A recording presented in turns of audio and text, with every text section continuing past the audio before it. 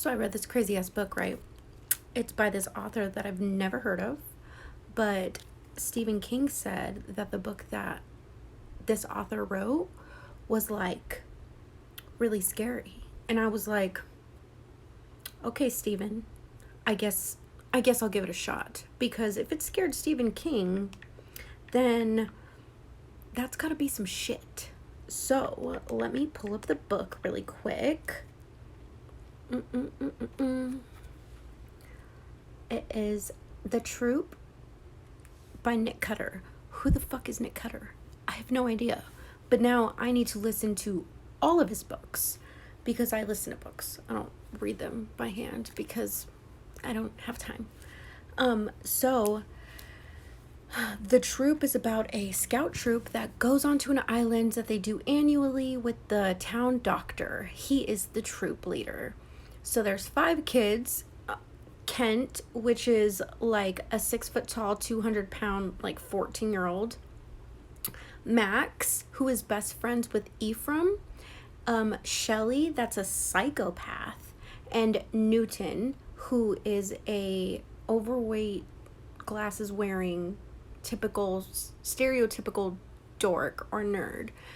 And so they're at this island. They left all of their electronics, and they're in a cabin, so they're not really roughing it, but you know. Well, they're staying up late telling like ghost stories and stuff like that, and the troop leader is a doctor, and he's like, you know what, I'm gonna have a little bit of sip of whiskey because I have to deal with these kids for a couple days, but like whatever. And then he like goes outside for some reason. Maybe he hears something, maybe he was sneaking a cigarette, I don't remember. I was multitasking.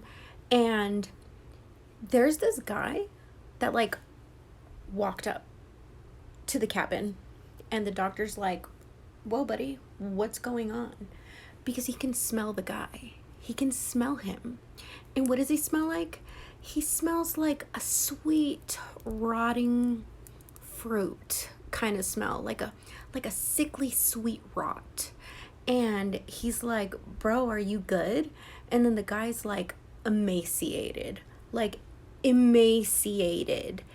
And he's just like walks up, talks to the doctor. He's like, I need to feed. And the doctor's like, what? You need a what? Are you hungry? I got food for you. I got food. Don't worry, I have food. And like the guy is just being really weird. And then the doctor's all like, you know, Hippocratic oath, I have to save people. Like maybe there's something really wrong with this guy. So then he like goes down to the guy to like check if he's okay, and he like lifts his shirt for some reason, and then he has like that flap of skin that people get when they lose a lot of weight very, very quickly. And then he like touches the guy's stomach for God knows why, because he's a doctor, who knows why. He touches it, and then he like feels something. He's like, what is that? But then he tries to convince himself that no, he didn't feel anything moving in the stomach. It was probably just gas, because the guy is extremely hungry. So then he tells the guy like, hey, come on into this cabin where I'm babysitting fucking 5 kids. And I don't know who you are, and I will feed you. So then he brings him in, and then he's like, maybe this wasn't really a good idea. So then he like goes to the boys' door because he kind of hears them, and he's all like, hey guys, you need to stay in here because I have a situation out here, and I just need you guys to stay in here. And they're like, well, no, blah, blah, blah, blah, being fucking kids, whatever. And he's like, no, you guys stay here. I'm the adult, so whatever. He closes the door and pushes a chair underneath it. And like he like turns back and like looks at the guy, and he's like, no, I'm gonna feed you, guy, don't worry about it, I'm gonna fucking feed you. And the guy is like just being really fucking weird, and he remembers he has that like 2-way radio, and he's like, oh, I'm gonna call for help, I'm gonna call the mainland to call for help. So he like starts walking up to the thing, he grabs the walkie, and then all of a sudden the emaciated creepy dude, he picks up the radio and smashes it, and then it's just gone. And he's like, what the fuck? Dr. Tim, I don't know, Dr. Jim is like, what the fuck? So then he like grabs his medical bag, which has like, it's an emergency kit, but he like throws some extra shit in it because he's a doctor. He gets a syringe, he in the neck, makes the dude pass out, sedative. Oh, ow. Anyway, so now he decides, you know what I'm gonna do? I'm gonna tie this dude to the fucking table. For what? For what?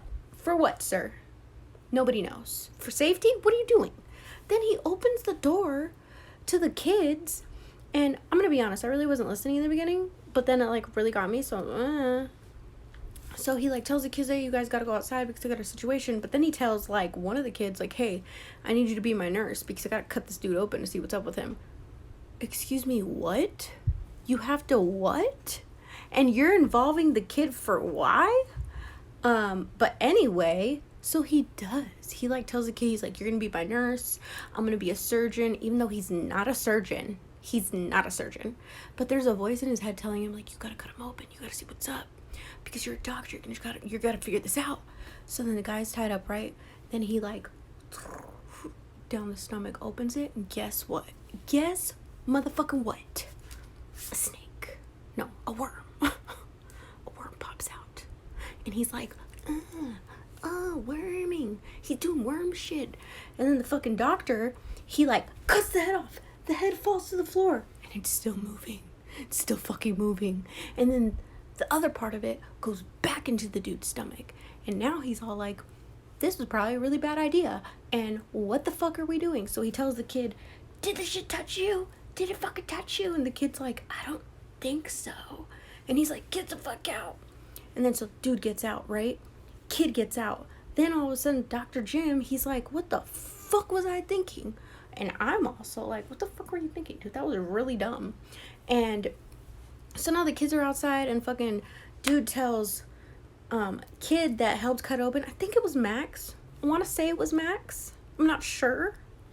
Max tells Kent, 6 foot, 200 pound, 14-year-old. He's like, oh my God, dude, he had the fucking guy tied to the table and he fucking cut him open. Kent's like, my dad's a cop and it's my responsibility to take this shit down. So he goes in there, he attacks Dr. Jim and he pushes him into a closet and he locks him in there. Well, turns out Dr. Jim is infected with worms now. And that worm that was squirming in that man's body is now crawling out onto the floor. Which is like, whoa. So Kent just touched Dr. Jim. Kent might be sick. We don't know yet. So then they all leave the cabin. They're like, you know, we gotta go into the woods. We gotta hike. We gotta see if we can get out to do stuff. Like get some help maybe. So they like take the food and they all fucking leave. And then they're like camping and then they fucking fall asleep and shit like that. And guess what? Kent wakes up in the middle of the night and he eats all the food because he just has to feed. So Shelly sees him. Shelly's a sociopath. Shelly likes to, let's just say that he hit the fucking, the McDonald's triad, if you know what that is.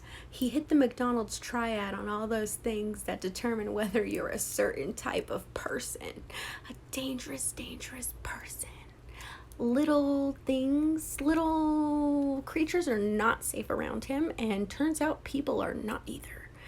And so Shelly sees Kent ate all the stuff and he's all like, bro, do you have the worms? Are you sick? Do you have the thing? And Kent's like, you shut up, I'm gonna beat you up, blah, blah, blah. And then they're like, no, I'm gonna tell everybody else. And then he does.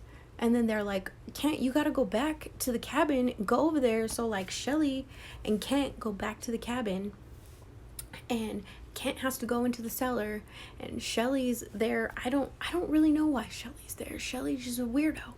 And so Kent is in the thing and then Shelly starts to fuck with him. He starts to fuck with him, being like, Kent, you're so hungry, aren't you? You're so hungry. Do you want some steak? Do you want some this? Do you want some that? And Kent, he's like full of worms now. And he's all like, yeah, please. Oh my God, I'm so hungry. Please help me. Oh my God, please.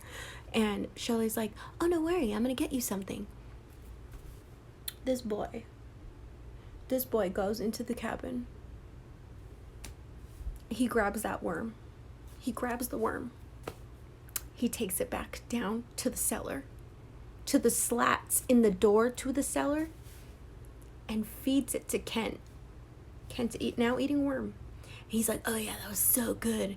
And then Shelly's like, now what are we gonna do? And I guess part 2's coming. This is a long story.